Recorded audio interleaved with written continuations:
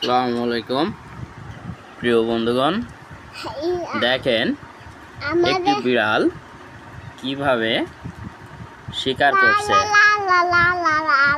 সে শিকারের জন্য এদিকে ওদিকে শুধু পায়তারা করছে।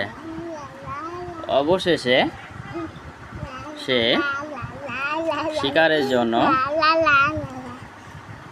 পুরোপুরি প্রস্তুত এবং শিকারকে ধরার জন্য সে চুপ করে এক জায়গায় বসে আছে।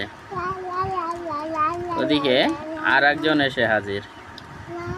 দুইজন দুই প্রান্তে দাঁড়িয়ে শিকার করার জন্য বসে আছে।